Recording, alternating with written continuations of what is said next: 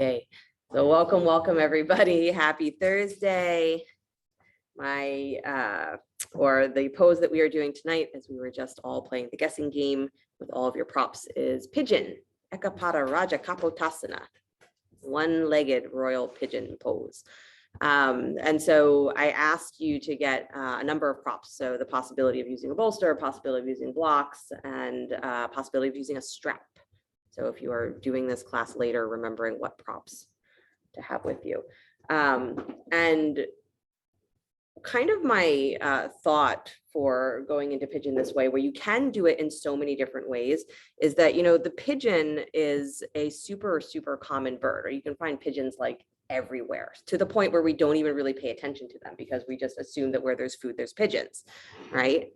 And anything in our lives that is really ubiquitous like that, to the point that we don't pay attention to it, generally has a deeper meaning for us that we just haven't looked at. Because again, we take for granted that those things are just always going to be there, so we don't notice them, right? We don't think about pigeons as being this sign of civilization, that we don't think about pigeons as the possibility that they're not just scavenger birds, but that at various points they've been used for really specific purposes, right? Carrier pigeons that carry messages, and that the bird itself is not just how we're used to seeing it, right? And that's the yogic practice, right? Is that everything that appears in front of you, that your mind says, oh, that's just that. It's never just what our mind is seeing. Is there's something deeper to that experience that's in front of us. There's something deeper in, or can be, in the relationship that we have with that thing that has become so ubiquitous that we don't even pay attention to it. So pigeon pose is a pose that we do a lot, and we tend to go into it only to the degree that is tolerable to us, right? That's comfortable for us. And that rarely changes, right? For most of us, as we go into pigeon the same way every single time, to the same degree every single time, thinking that I don't want it to be any more uncomfortable than it already is, so I'm just not going to try anything else.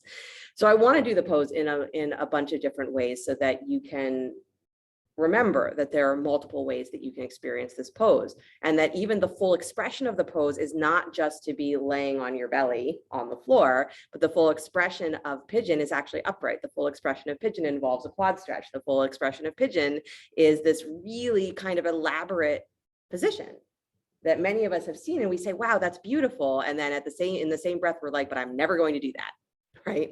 I'm never going to do it.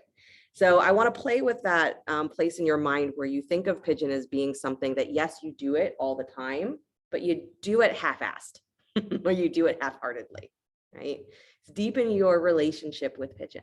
Realize that there's something more there. Yeah. So comfortable seat, let your eyes close. And the biggest thing that we take for granted, yoga says, or the biggest thing that we can realize through yoga that we take for granted, is the breath. The beauty of this is that you don't have to think about breathing. It's how smart creation is, because if we had to think about it, we'd mess it up. Your breathing is so attuned to other rhythms beyond your mind. There's a really deep relationship there, that the breath is something that can take us from one part of the world into another. It can take us from the external to the internal. It can take us from the body to the mind, from the mind to the spirit, from the spirit into that ultimate consciousness. And it all happens without your personal will. And it's happening all the time, so much so that we don't even notice unless someone says, pay attention to your breathing. Or we feel the sudden need to catch our breath. So just for a moment, realize that the breathing that you are doing unconsciously, or now maybe with a little bit of consciousness, is, can you start to feel that there's relationship between you and the breath? The breath is not mechanically happening for you, for your mind. It's not in service to your mind, but that there's a relationship, that the you that is watching is experiencing this breath. The breath is happening and you're there with it. And that this is one of the ways that we can meditate, is to just let ourselves go deep into that relationship that's there with being with the breath. The breath is happening and you're there with it. And without doing anything at all, that breath is complete. The breath is everything that it can be, should be, needs to be. And by paying attention to it, you can only enhance it. It becomes more alive because you are now relating to it. And this is how yoga says we start to practice life. Living where we realize that we are in relationship with what is outside, what is inside. And that so much is happening that is not at the mercy of your mind. When we let ourselves be in that relationship, then we realize that so much is already really okay. Might not be the way we want it to be, but it's okay. And we're okay.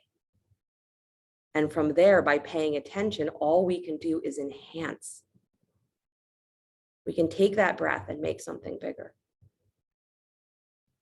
Right? We can experience this world as something more. And maybe interact with it in a way that is less destructive. Maybe even less limited. But it's tough to go to that place where you're just in relationship, not trying to add anything or subtract anything.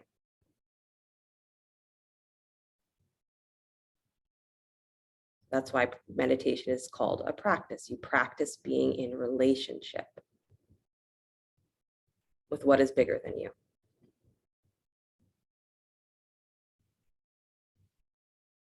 So however that's falling in your mind, take one more full breath.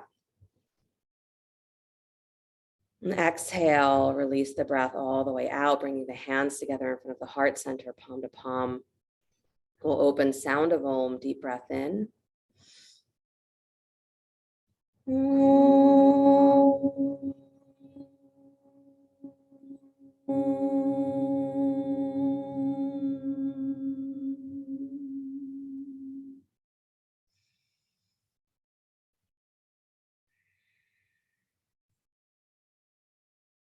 Let the eyes float open. Nice, you guys. You can release your hands, please. Then come on to your hands and knees. Come forward. And I suggest you come back to that kind of contemplation practice a lot. You have the opportunity to just feel the relationship that you have with your breath moment by moment. So once you've found hands and knees, start to circle your hips.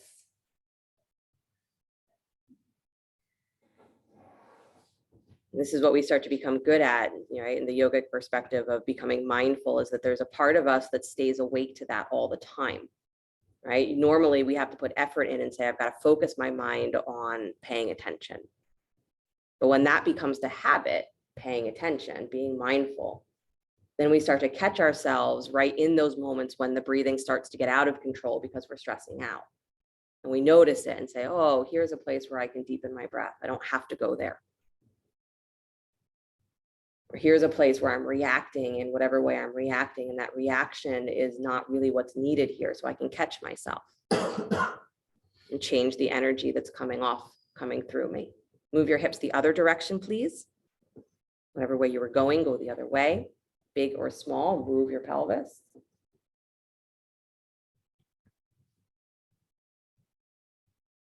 Good.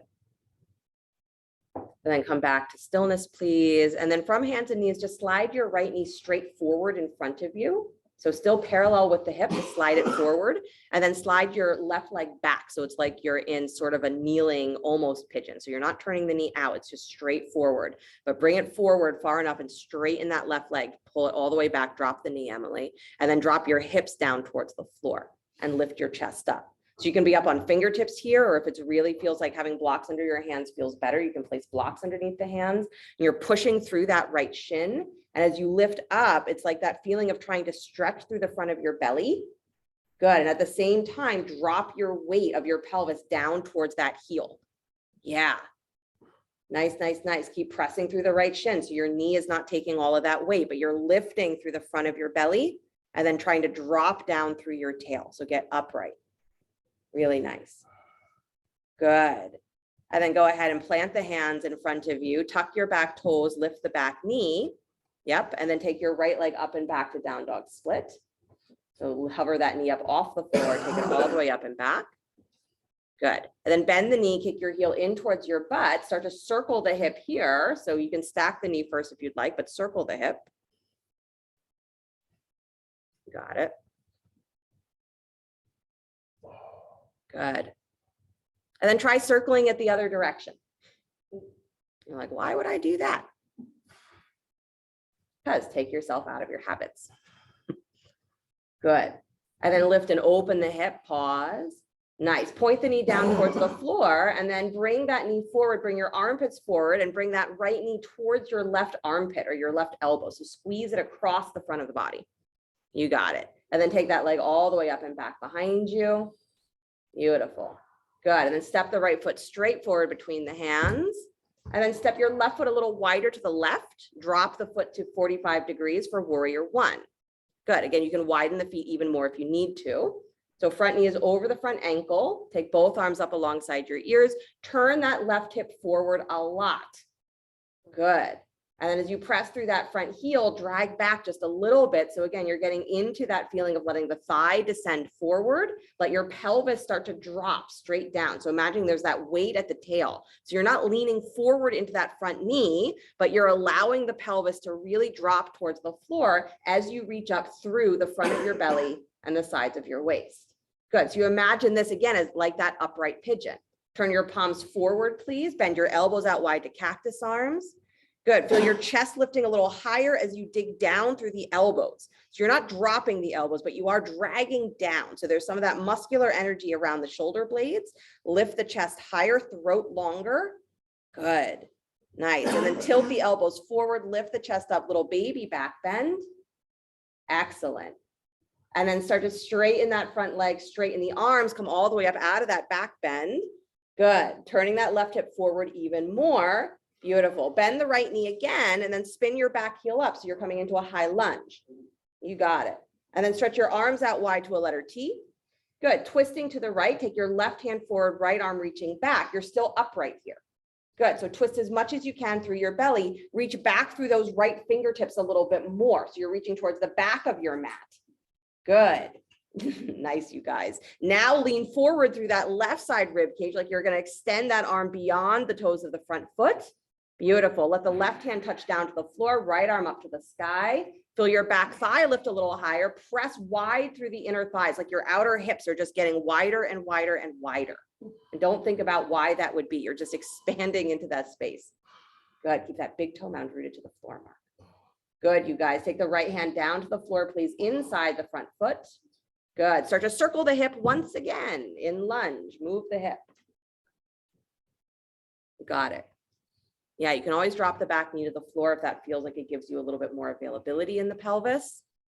But I want you to get into this, again, relationship of how your thigh is connected to your pelvis. And if they're moving all as one piece because you feel like you cannot disconnect them, drop the back knee and try and get a little bit more into that curling of the pelvis and that kind of hula hooping action, because you want the thigh and the hip socket to not be so stuck. Good. Come back to stillness, please. Drop that back knee down to the floor. Walk your hands towards the upper left-hand corner of your mat.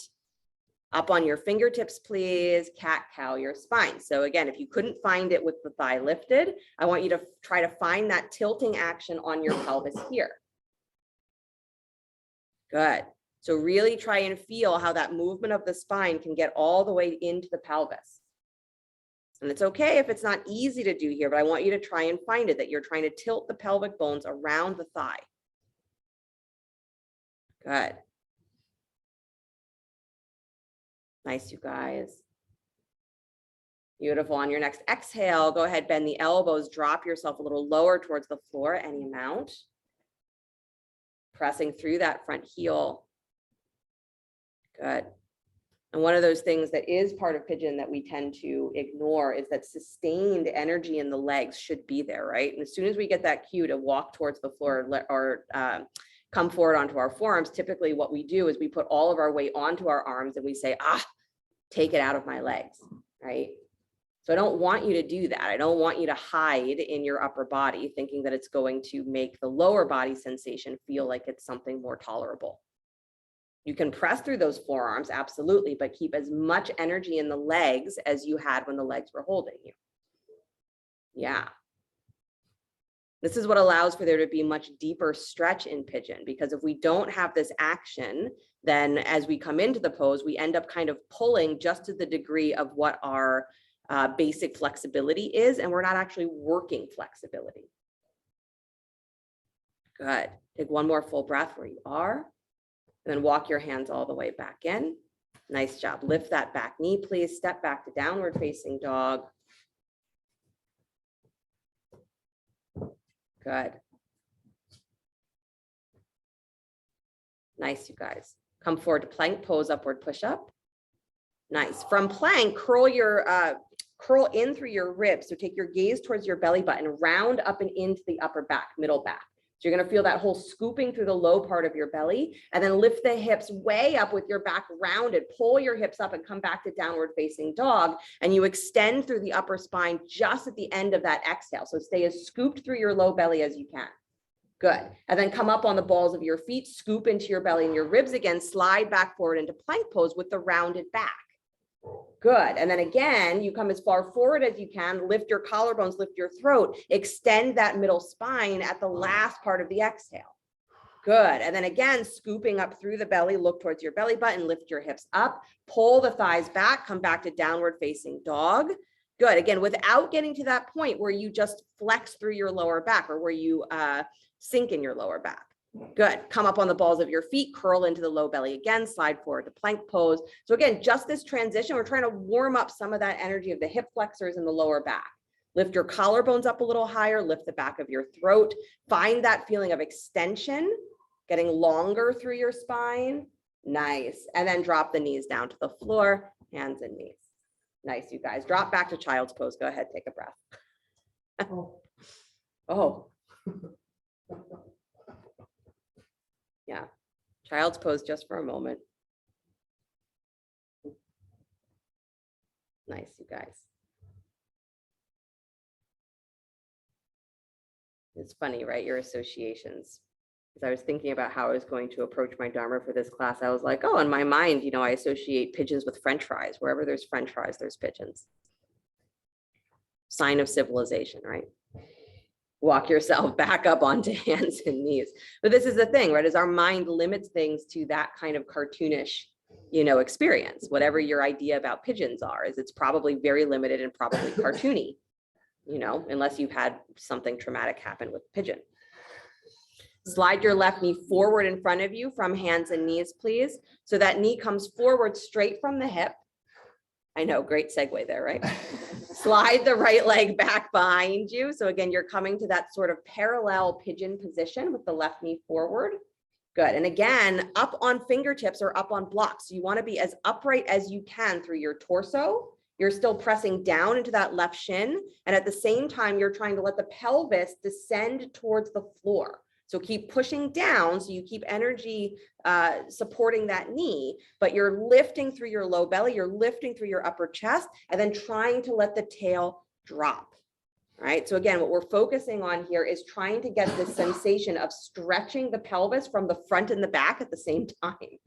Right. So here, trying to get the pelvis more vertical, pelvic bones lift up, tail drops. Yeah. And the legs simulate pretty close to what pigeon is. Gives you a real awareness of how tight the front of your thighs are, because this is usually what really stops us in pigeon, is how tight the front of our thighs are. Good. It's not really your outer hips that stop you. Not as much as you think. Take one more breath, lifting a little taller. Again, stretching through the belly and the chest. Good. And then go ahead and plant your hands in front of you, tuck your back toes, lift the back knee, and take your left leg up and back behind you into down dog split. Yep, so find your way into down dog split, left leg lifted. Good, bend the left knee, take your heel in towards your butt, stack the hip open, and then start to circle the knee. And again, remembering that you're trying to get this feeling of lubrication through the hip joints. You actually have to really move the thigh in the hip socket. Good, circle your knee the other direction. So it's still lifted, but try and move it the other way. Just to get those nerve endings to know that they can do it the other way. Good. And then lift and open, stack that hip. Beautiful. Point the knee down towards the floor. Bring your armpits forward towards plank and bring that knee across your body to your right upper arm. So bring it as close up towards your armpit as you can, crossing the body. So pull, pull, pull. Good. And then come all the way back up to down dog split. Nice. And then step the left foot forward between the hands.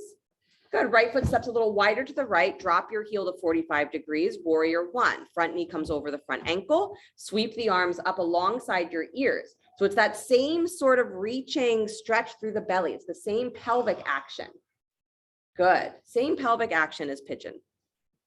Nice, you guys. So you're trying to lift your hip bones up off of the front of your thigh, making space there where the thigh crease is. At the same time, dropping your tail, but then taking that front knee forward over the front ankle and pulling that right inner thigh way up and back, spiraling up and back. Good. So you're actually pressing more towards the baby toe edge of your back foot. Yeah. So Mark, really work that back thigh up, up, up, up, up. Yeah. There you go. Nice, you guys. Turn your palms forward, bend the elbows out wide to cactus arms, and make that feeling of drawing down through the elbows what helps you lift your chest. Yeah. So it's almost like you're doing a pull-up, but you don't have an actual bar to hold. Beautiful. Ribs, Lindsay. Pull up, pull up. That's it. Lift your chest a little higher, please. Let your hands fall back like you're taking the back bend. Good. Nice, you guys. And then start to come all the way up, straighten the arms, straighten the front leg just for a breath. So again, you get that feeling of pulling everything up. Again, vertical pelvis, lift those hip points up, drop your tail. There you go. And then bend the left knee again, spin your back heel up off the floor. So you're coming into a high lunge. And then stretch your arms out wide to a letter T. You got it. Bring your right arm forward, left arm back. Come into the twist, but stay upright. So don't let your shoulders come forward yet. Pull back through your left hand. So it's like you're leaning towards the back of your mat. Yeah, again, we're working the pelvic stretch here. Good. And then lean forward now through that right side body. Extend out. Front knee is over the front ankle. Kick your back thigh higher. Good. So lean forward, lean forward, lean forward. More, Becca. More, Dina. Go, Emily. More. That's it. Let the right hand touch down to the floor or a block. Take the left arm up to a sky. Any sky you want.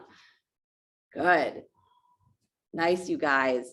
And then release that left hand down to the floor. Both hands inside the front foot. Start to circle your hip. Good. And again, you can always drop the back knee down to the floor if that feels like it gives you more availability in your pelvis. Don't worry about that. Right? Every pose, everything that you do, especially if you are in pursuit of understanding a pose, is that everything that you do should be meaningful to your body. Don't just do it as a random action, right? Not as a mechanical, I don't know why I'm doing this. Try to understand, what is this doing for my body? Come back to stillness, please. Go ahead and drop that right knee down to the floor. Walk your hands towards the upper right-hand corner of your mat. Come up on your fingertips and do a little cat-cow on your spine. Good. So left leg forward, Emily. Back knee is on the floor. Both hands to the upper right-hand corner of your mat and cat-cow. Nice, you guys. Again, you're trying to get into the movement of your pelvis here. So don't let it just be the upper back that is moving. Try and find the full length of your spine. Good. Next exhale you have, go ahead and drop the elbows towards the floor any amount. Again, any little bit that you can drop your shoulders inside the knee in this kind of position it's a great stretch for the outer hip. Good.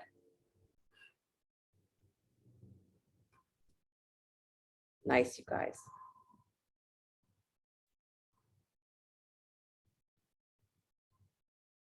Excellent. Walk your hands all the way back up. You got it. Lift that back knee, please. Step back to downward facing dog.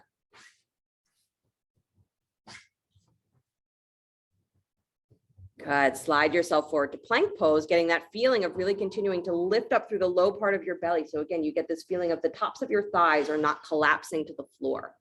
Good. And then lower down to your belly slow. Try to have your ribs and thighs meet the floor at the same time. Really nice, Emily. Nice, Becca. Good, Dina. Really good. Point the toes, please. Rise up, Cobra. So drag forward With your heart, drag back on your hands, lift head, neck, and chest. Again, trying to find that feeling of stretching through the front of your thighs. You got it. Good. Then exhale, release your forehead back to the floor. Please bend both knees, kick your heels in towards your butt. Good. Root those knees down to the floor. So again, the lower part of the thigh, right where the knee is, roots down. Feel the tops of your thighs, your butt lift up slightly.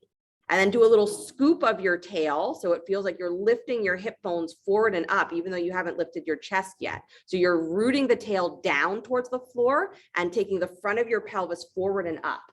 Good. Now drag back on your hands, lift head, neck, and chest. Feel that pubis bone draw down and forward. So it's helping you lift your chest, right? Front of the thighs pull forward and up to help you rise up through your side waist. Nice. Really good, you guys. And then go ahead and release, please. Pressing back up onto hands and knees. Take a brief child's pose. Let your knees go wide, big toes together to touch.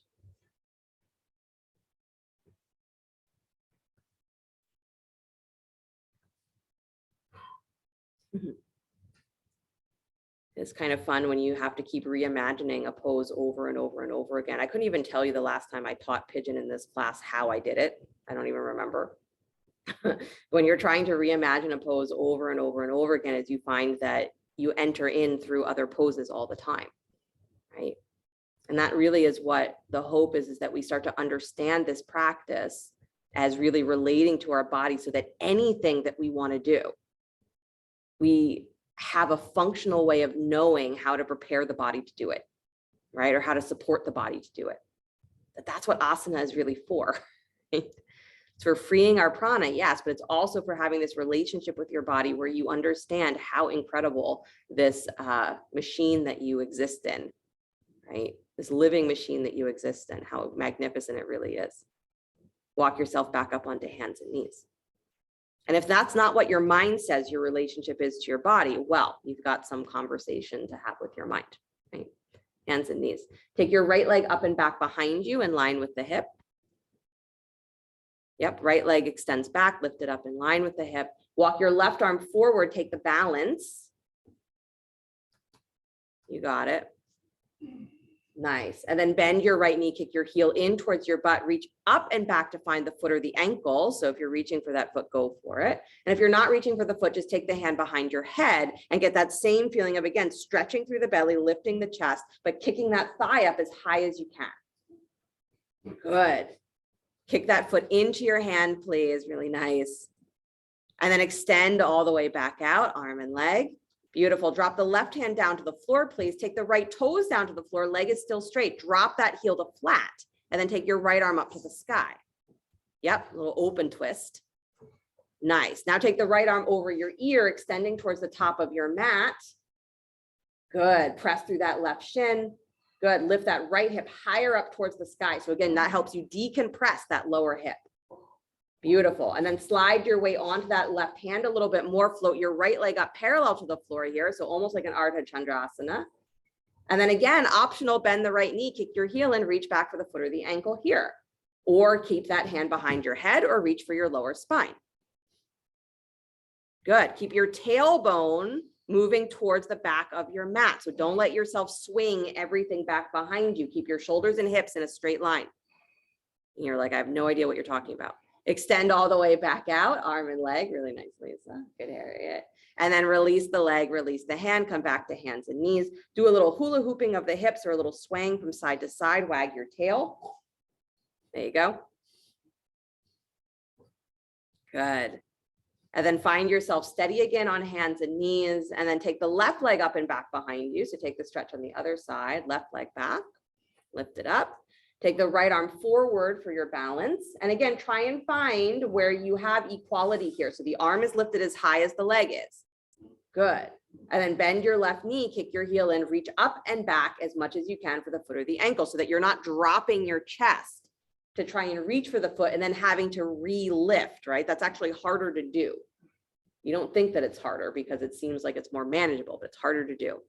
Kick the foot in, lift that thigh higher, and then pull your rib cage up and in and lift that chest forward like you're doing Cobra pose. So again, you want to stretch the belly in both directions. Stretch the front of the thigh, front of the pelvis.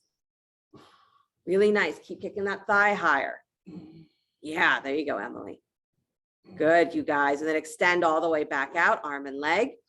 Nice job. Right hand touches down to the floor. Take your left toes down to the floor. Keep the leg straight. Drop the left heel to flat. So your baby toe parallels back of your mat. Left arm reaches up to the sky.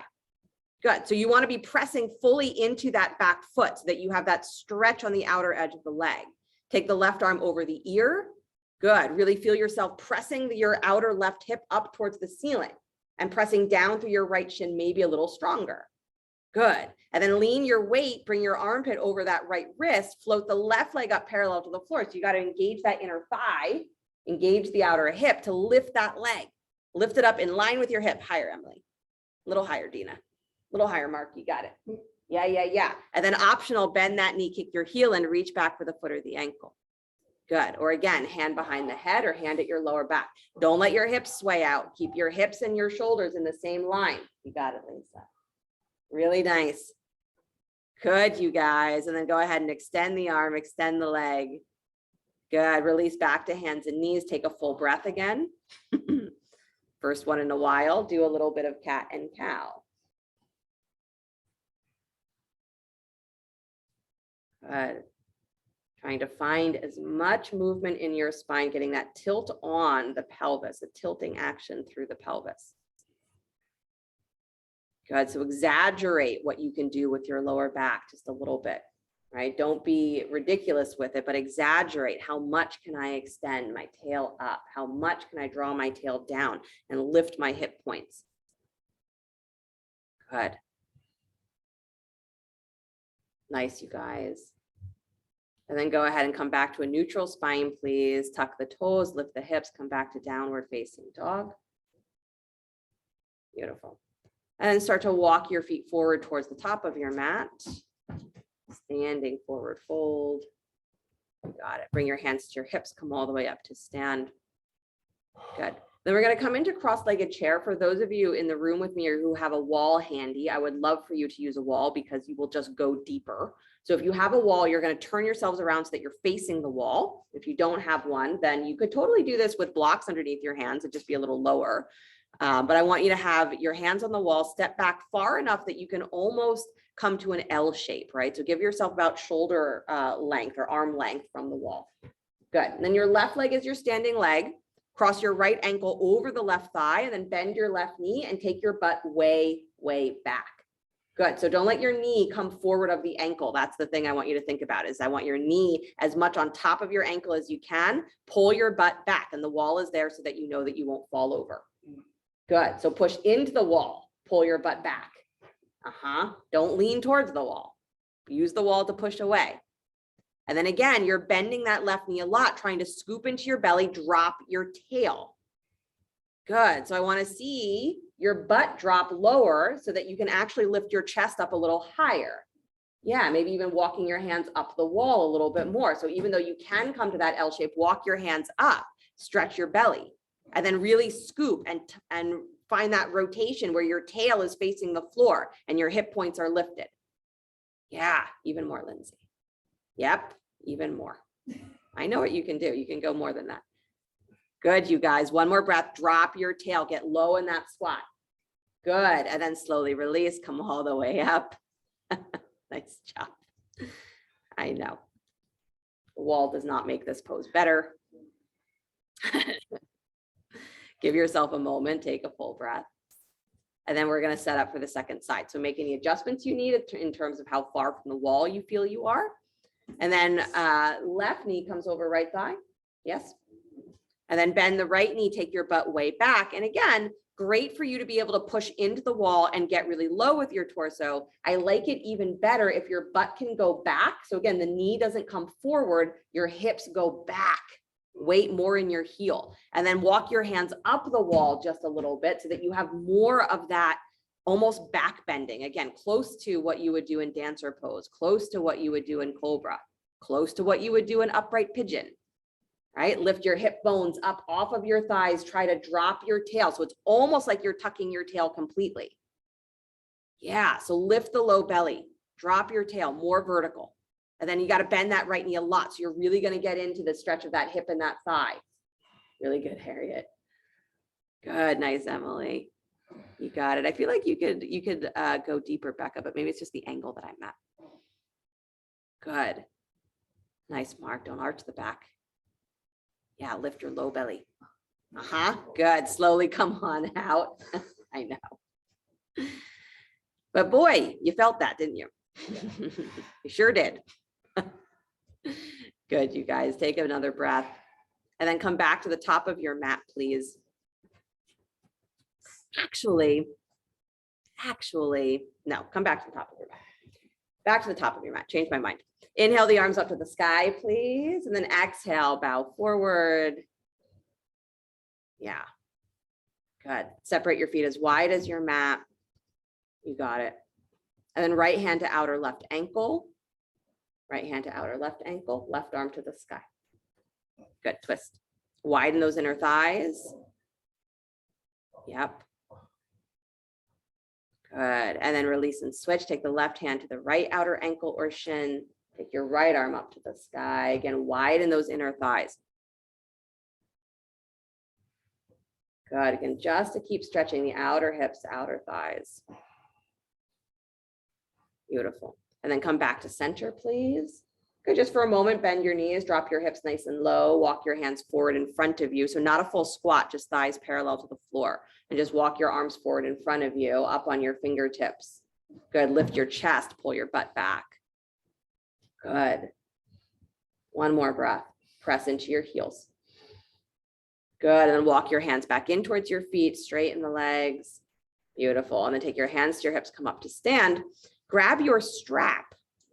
Oh, grab your strap. Yeah. Okay.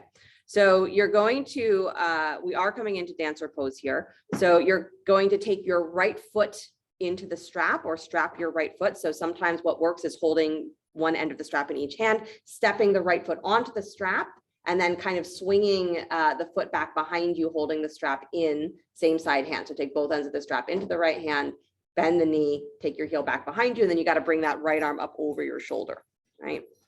Good. Alternatively, you can try and loop the strap around your foot while it's already up.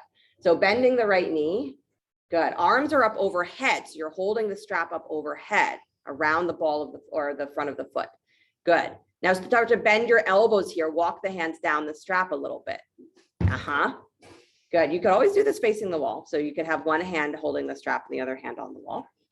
Good. Kicking that foot into your hand, start to lean forward towards that dancer pose. Keep the foot kicking back into the strap. Good. And keep the elbows lifted. Keep the chest lifted. And any amount here, you can start to walk your hands down the strap. I thought about doing this in, a quad stretch in Anjaneyasana, but I actually find that that is sometimes more complicated to do, the pressure of the knee on the floor. Good. So if the balance is really tripping you up here, use the wall. Good. Bring yourself all the way back up. There you go. You got it, Mark. Good. Give yourself a moment. Let it go. Yeah. Contemplate if you would rather be doing this as a quad stretch in Anjaneyasana. And then we'll try the second side. So you're going to strap the left foot. Good. And again, swinging that arm back behind you. Again, if you're using the wall, and I did consider doing it this way, Harriet's doing it this way, where she actually is facing the wall. She has her forearms on the wall, kind of holding the strap up over her head. So if that sounds like a good idea to you, you can face the wall, bring your forearms up to the wall, right? Flat on the wall with the strap up overhead, and you can maybe balance a little bit better there, right? So that's an opportunity. So kick that foot into the strap, start to lift the thigh up and back behind you. That was that moment when I was like, wait, where I was going to keep you at the wall and then took you away. So kick the foot into the strap, lift the thigh higher. If you do have your hands or your arms on the wall, the thing here though, is that I want you to really continue to lift your chest. I want you to keep finding the back bend or the stretch through the front of your belly. Good. So push the wall away through your arms and lift your chest. You got it. Nice, you guys. And then slowly release, coming all the way back up, releasing the strap. Ay, ay, ay. I know.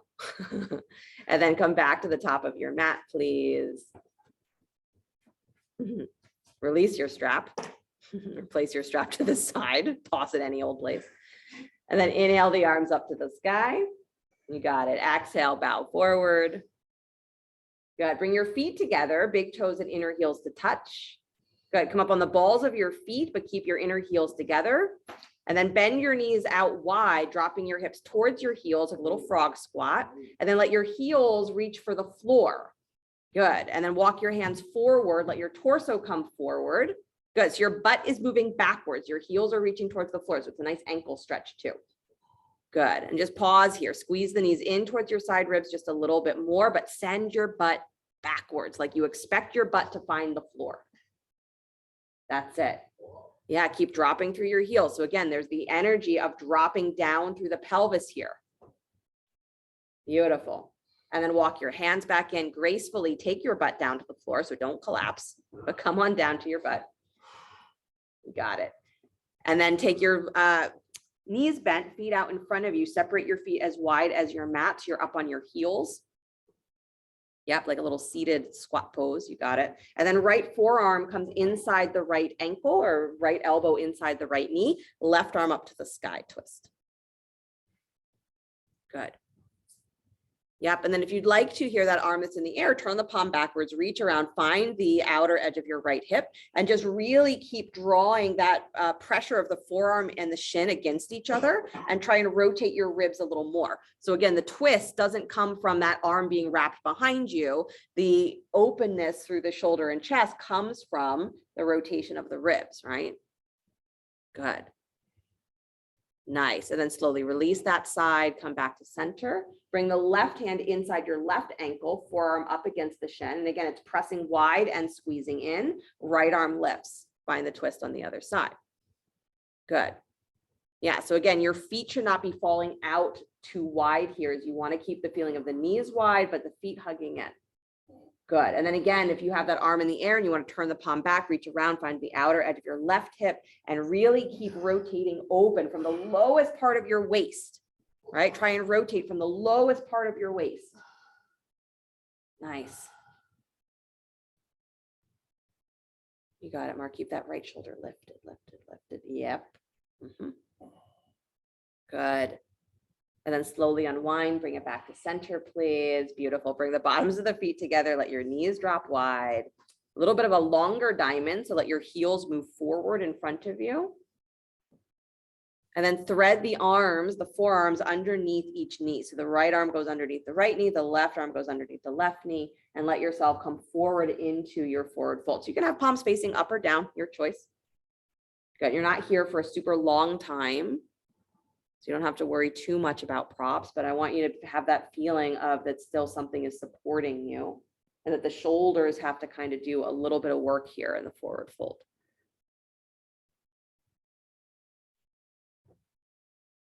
Right.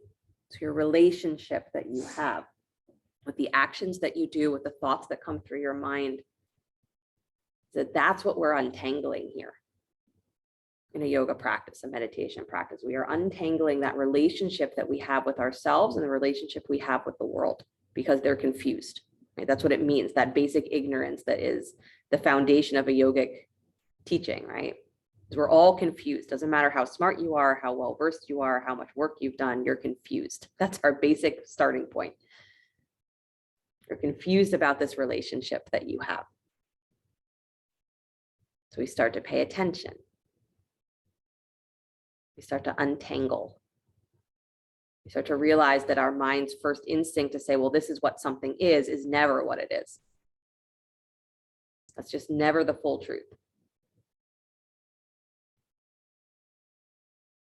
Good. Take one more breath where you are. Again, maybe dropping yourself in a little deeper, letting your weight settle a little more. And then slowly unwind. Really nice, Becca. Nice, Dina. Good. Come on out, you guys. Beautiful. So if you have props, you can move them to the side. And then keeping that right foot kind of where it is, or that right leg where it is, reach for your left foot, lift the shin parallel to the floor. You can take the foot into the elbow crease, the opposite elbow crook if you can. So that little baby cradle action, and then just rock from side to side. So again, working the hip, open, open, open. Yep. Again, this is sort of, you consider this like seated pigeon. So the more you lean towards the front edge of your sit bones and really work that shin slightly higher towards that parallel position. This might be the only place in your life that you can have your shin parallel in pigeon, right? Is in this position. Because as soon as you have to then put weight on it and change the angle of your pelvis, your hips are like, no way, Jose. So enjoy it here. Good. Come back to stillness, please. Take that right hand to the baby toe edge of your foot. Yep, thumb turned down. And you're going to extend that leg straight forward from the hip. Turn your belly and take the left arm back behind you. So it's a seated straight leg twist. Good. The left hand should be up off the floor, ideally. But if the hand is on the floor, that's fine. Use it to push the floor away so you get more upright. Good. You can always extend that right leg to straight if that's better balance. Beautiful, you guys. Good. Don't let that leg swing towards the midline. Pull it wide. Good. And then come all the way back to center, please. Draw that left knee in towards your chest. You got it. And then place that left leg down to the floor, either that half Baddha Konasana or a straight leg, whichever one feels more supported to you. And then reach for your right foot with your left hand. Lift the shin. Again, if you can place the foot into the opposite elbow crease, go for it. If not, just hold with your hand and then rock from side to side. Good, staying as upright as you can. So if you're leaning backwards here or really curling or rounding into your lower back, is you're not doing as much actual helpful stretching as you think you are, right? So again, you don't need it to be comfortable. You want to try and find the best angle on your pelvis in relation to that thigh. So you adjust to have a more vertical pelvis. And that's going to help the hips understand how to let go with a vertical pelvis. If we never get to that vertical pelvis, the hips are like, well, whatever, I'm just going to stay as tight as I want to stay, or as tight as I can stay. Right? So we have to change the angle of the pelvis to start to get all of the rest of those muscles to start to understand what we want them to do. Good. Start to come back to stillness. So come back to center. You're taking your right hand, sorry, your left hand, opposite hand, reaching for the baby toe edge of the foot, thumb pointed down. Extend that right leg straight forward from the hip. Turn your belly to the right and extend that right arm back behind you. Again, for balance, if straightening the left leg makes more sense, straighten the left leg. Good. Nice. Lean forward towards the front edge of your sit bones. Good. Get as tall as you can, as vertical as you can. You got it. Nice, you guys. And then go ahead and release, hugging that right knee back in towards your chest. Awesome. And then release that foot down. Good. Cross the ankles, roll forward onto hands and knees. Come into downward facing dog. You got it. Take your right leg up and back behind you. Down dog split. Good. Bend the knee, kick your heel in towards your butt. Keep the knee pointing down, kick your thigh a little higher, and then drag back on your hands. Lift your chest up. Again, working that feeling of stretching the belly, stretching the thigh, challenging how tight your back feels, trying to do both of these things at the same time. Good. And then let the head come back into neutral with the spine. Bring that right knee forward and wide for pigeon. And then grab your bolster. Right? So you have two options here. One is to take your bolster, and actually you're going to set yourself up, if you're using the bolster this way, where the bolster is going to be longwise across the top of your mat, so parallel to the top edge. And you're actually going to bring your shin in front of your bolster. Yeah, so you're using your bolster kind of like a ruler. So you're placing your shin all the way in front of the bolster so that your right sit bone and maybe the top of that left thigh are actually resting on the bolster. Yep. So that is one opportunity to use the bolster. The other one, if that does not serve, right, is to have the bolster in front of you, vertical in front of you. So as you come down into that forward fold, as you're actually resting your belly on the bolster, right? That's your other option. I know. And you're like, oh, I can't do both at the same time. We'll try the second one. Don't worry. Your butt cheek is on fire. So stay upright here for a moment. Again, using blocks underneath the hands, pressing through that right shin. Good. Again, in this variation with the bolsters, maybe that front shin can be more parallel than is typical. Right? That is possible. You're always paying attention though here to what your knee feels like. So your knee should be wider than your hip bone. If that is not the case, slide the knee wider. If there's a feeling of strain or pull on the knee, then you have to change the angle of the shin. It's got to come close. The heel has to come closer in towards your groin. Good. And that might not work with the bolster. So if that is the case, then you will move the bolster. Right? This is the thing, is that what is important is the relationship that you are forming with your body. So if your relationship is always things hurt and I don't care, treat my body in a way that doesn't understand how my joints work, how my bones work, then we create our own suffering, right? And in ways that are unnecessary, right? Because we could easily solve that problem in Pigeon, easily solve it. Good. Take one more breath where you are. And then for fun, move the blocks and take your hands forward. Come into that forward fold. See how that feels. Do you like it better? You're like, yes, but I'm afraid to say so. Of course you like it better. I like it better too. Why? Because it's less challenging. Less challenging on the front of the thigh, less challenging on the lower back. It's less challenging on our pelvis. You feel more, yes, you will feel more sensation typically in the front hip here because you have gravity pressing down into it. But again, if we assume that Pigeon is just for the outer hip and the outer butt, right, is that we're seeing such a limited scope of what Pigeon is really about. That's like saying pigeons only happen where there's French fries. It's not true, but it's also not the full truth, right? Good. Take one more breath and then walk yourself up onto your elbows. You don't have to come all the way up onto your hands, but walk yourself up onto your elbows for a moment. And then without using your hands, just bend your back knee and kick your heel in towards your butt. Yep. So without using your hands, bend your back knee, kick your heel in as though you were going to reach for a quad stretch. Use the power of that thigh. Good. And now press into your forearms, lift your chest a little higher, imagining that you are going to reach for that ankle, but you're not. Good. And now keep the knee bent, walk yourself up onto your hands. If you have to straighten the leg and then rebend it, that's fine. And then just stay there using the power of that leg, squeeze in and lift your chest. Yeah. Nice, you guys. And then release that left foot down to the floor, please. Lift that back knee, come back to downward facing dog.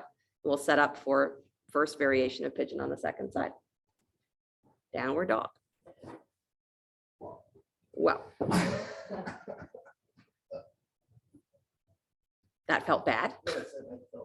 Oh, okay. I felt that is different than that felt bad. Good. Take your left leg up and back behind you, down dog split. Bend that knee, kick your heel in towards your butt. Keep the knee pointing down, kick your heel up higher, drag the hands up and back, lift the back of your throat. Good. So again, working that feeling of stretching the belly. And if we're just doing traditional Pigeon, right, the way we normally do it is you're like, why do we have to do all this quad stretching? Because this also will help in traditional Pigeon. You just don't realize it, that it's helping to stretch deeper into the pelvis. Good. Let the head come back to neutral with the spine. Good. Bring that left knee forward and wide. So wider than your hip bone towards the outer edge of your wrist. And again, if you're using that bolster, you can bring the shin all the way in front of your bolster so that the bolster is underneath your pelvis. The pelvis can drop down on top of it. Good. So sometimes that helps to come maybe into like Anjaneyasana first, stepping over the bolster, and then you can kind of replace the shin. There you go. And if none of this makes any sense to you, you got to come to class in person and I'll do it for you. Good. So again, finding that position with your shin, letting the pelvis rest where it rests, stay vertical. So stay upright. Good. And I still do maintain that if this is the way Pigeon was taught from day one, where it wasn't the automatic assumption that you were going to walk forward, is you wouldn't complain about this so much. You still wouldn't like it, but you wouldn't complain about it so much. It's because we have this expectation that this is way harder than it should be. And why can't we just come into the forward fold? We skip this part all the time because it's so much more work, feels so much more uncomfortable. But this is Pigeon, right? And I joke that it's that difference between calling the pose pigeon in English, which we're like, okay, whatever, French fry bird. But you call it its Sanskrit name, Ekapada Rajakapotasana, one-legged royal pigeon. Royal, right? Never ceases to amaze me. Who came up with this name? Royal pigeon. So what makes it royal? What makes it regal? You got to be uplifted. So take one more breath, really challenging the habits of your pelvis. And then go ahead and walk forward onto your forearms, not in defeat because you think that there's nothing more you can do, but coming down to your forearms because that gives you a different sensation, a different stretch. Again, purposeful, meaningful, right? That's the thing with yoga, is that we're always asked to not avoid what's challenging, but also not to seek what's difficult because we think that it's better, right? Not to judge rest or judge action as though one is more important than the other, that it's relationship. You have to have both. And sometimes this is the most appropriate place to be in pigeon. Staying mindful of your knees, staying mindful of how you are even here. The minute your elbows hit the floor, did you disengage your legs? The answer is yes. Don't be upset about it. Just remember to keep your shin pressing into the floor just a little bit. Nice, you guys. Good. And then bring yourself up onto your forearms, wherever you are. And then without using your hands, bend your right knee, kick your heel in, again, as though you are going to reach for a quad stretch, but you're not reaching back with your hands. You're just pressing into your forearms, lifting your chest up. Again, imagining that quad stretch, imagining that heel coming to the back of your head. Even though you know it's physically impossible in this position. You're just working the strength of your legs. Good. And then keeping the knee bent, walk yourself up onto your hands, up into that vertical position again. Good, lifting the chest as high as you can, drawing that thigh up and in again, like you're gonna bring the back of your head to your heel to the back of your head. This is where the pigeon imagines that it's, you know, a peacock, right? That sort of royal expansion. Good. So lift your chest like you are proud to be the bird that you are. Good. Your life is about more than French fries. Deep breath in. And then go ahead and release the foot, please. Nice job. Lift your back knee, come back to downward facing dog. If you haven't heard me say it, I really do have a cartoon brain. Like everything in my brain turns into a cartoon. So I can't let it go. Downward facing dog, please slide your bolsters out of the way. You got it. Nice, you guys. Come through a vinyasa if you'd like, or take a much needed child's pose if that is what you would prefer. So if you're doing the vinyasa, come forward to plank, lower down to your belly, rise up cobra.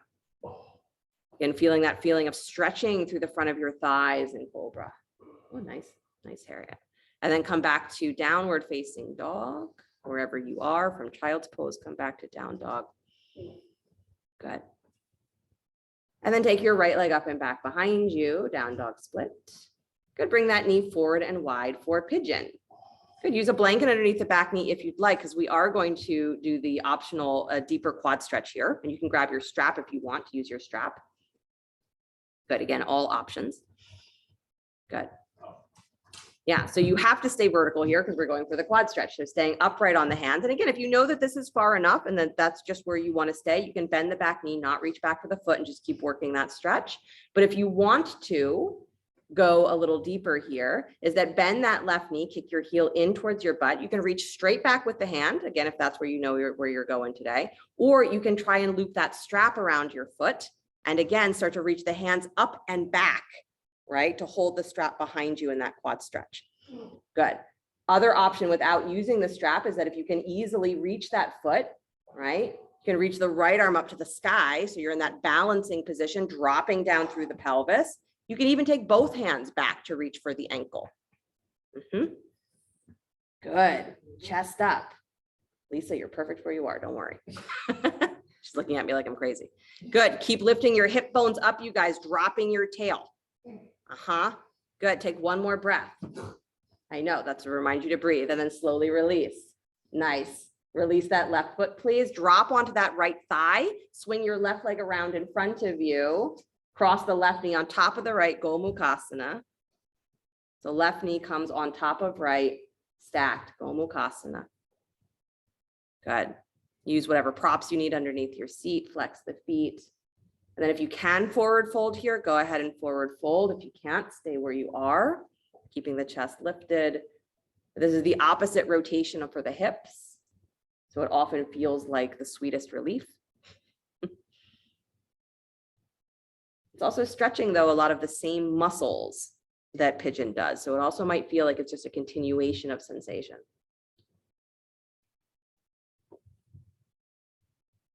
Good. And then slowly walk yourself back in. I know you got one more side to do. And then unwind your legs, please. Roll forward onto hands and knees. Come back to downward facing dog.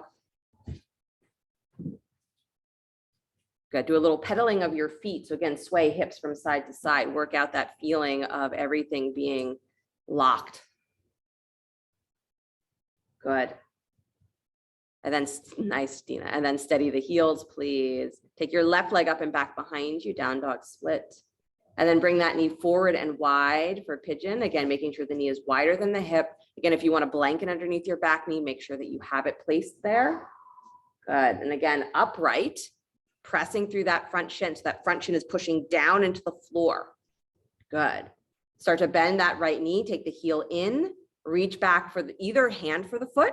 Taking the quad stretch, left hand can stay on the floor. If you feel stable here, you can really squeeze the legs towards each other. Again, dropping the tail. Maybe that left arm reaches up alongside your ear. Good. Maybe you reach both hands back for the ankle.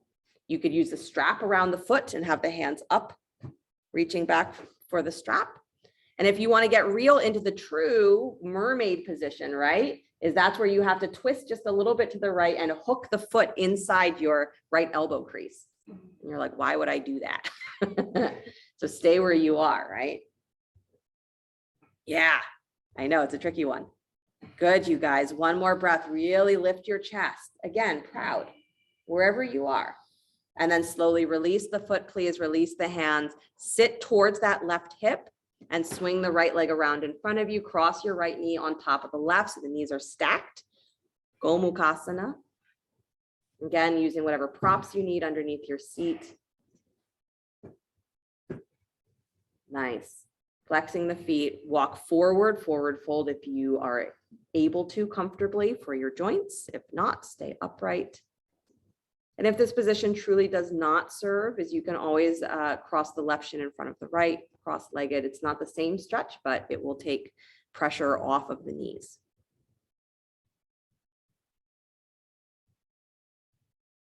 Yeah. I hope you appreciate Pigeon the way you always do it now.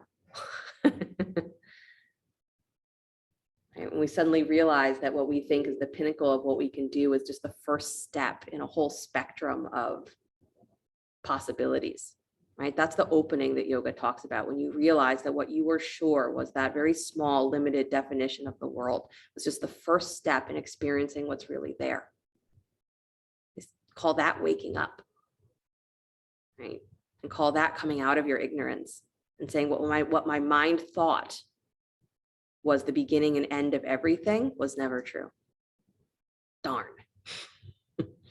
Doesn't mean that you have to always go to the furthest extreme. You can enjoy Pigeon on your forearms. But know that there's more, and that maybe there are days where that upright Pigeon, again, gives you something more than what the forward fold can.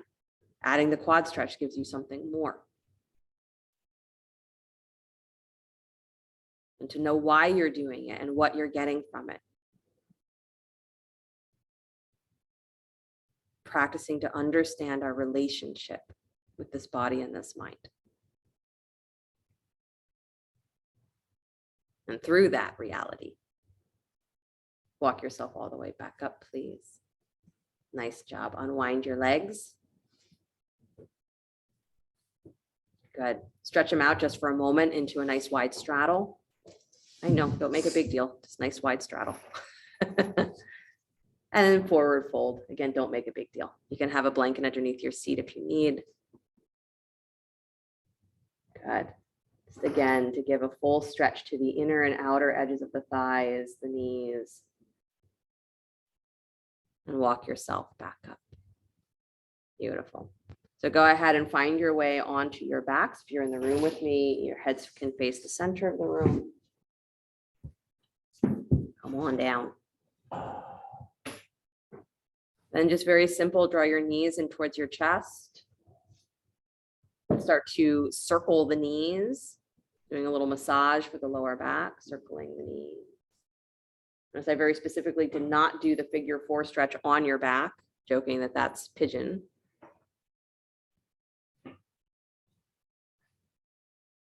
It is a prelude to pigeon, maybe.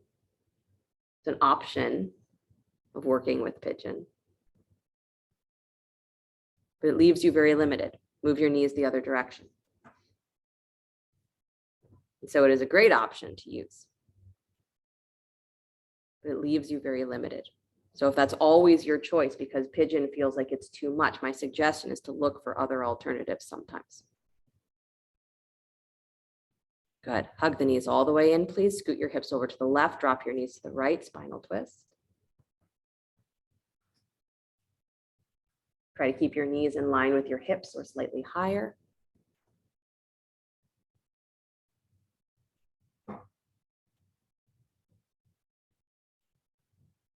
And come back to center, please. Scoot your hips over to the right, drop your knees to the left.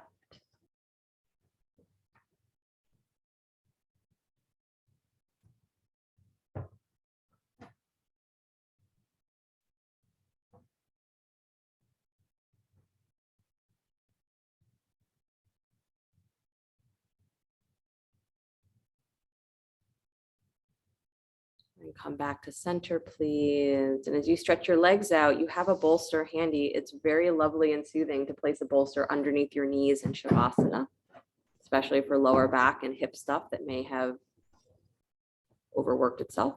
Alternatively, you have the bolster handy. You could use it any way you want. You could lay back over the bolster across your spine. You could do a whole anything you'd like to do. But having the bolster underneath the knees can be a nice relief for the groins, the hips, lower back, which is all just what really got challenged. Let yourself start to drop into that weightiness of the floor. Let your breath get longer and deeper in contemplating that relationship that exists when you are just following the inhale and the exhale. You're not trying to add anything or subtract anything, but you're just feeling what is there.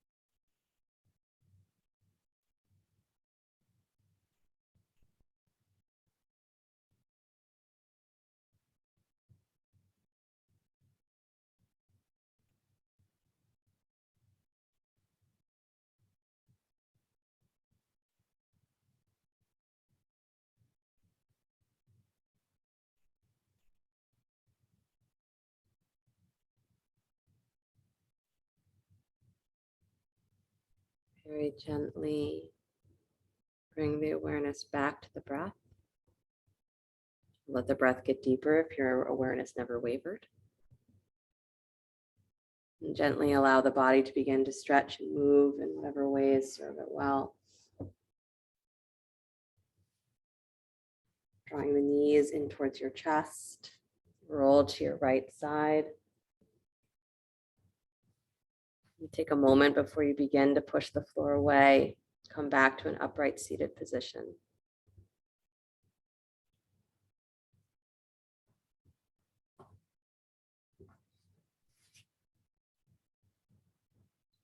Bring the hands together in front of the heart center, palm to palm. I like to think of that always when we bring the hands together, right? Notice which hand is pushing harder. Try to make them equal where they're not pushing each other away, but where they're supporting each other, and that's straight up and down. So that awareness of how may I serve is not in this, what can I add or what can I subtract, but it's how can I enhance? How can I enhance what's already here? Because what's here is already perfect. It doesn't need me to add or subtract. It needs me to enhance what's here, which means I have to understand what's here, which means I have to let go of just the limited thing that I thought, and I have to really feel and see what's more. And the same thing is true with your body. Your hips are a relationship between your thigh bone and your pelvic bones. You want your hips to be open and flexible and available, you have to understand how that relationship works. And by understanding it through different positions, different poses, different variations, we start to understand the whole body. By understanding our bodies, we start to understand other bodies. By understanding other bodies, we start to understand how the relationship of all things come together. This is why yoga says you start anywhere and you get the whole thing, because everything is already one. But our practice, right, is to not take for granted what we think is the beginning and end of everything. It's never been the beginning and end of what's really there. So we don't trust the mind to think that it knows everything. And instead, we go to how can I enhance what's here? How can I continue to experience more, especially what's around me all the time, every day? We'll close the sound of Om, deep breath in.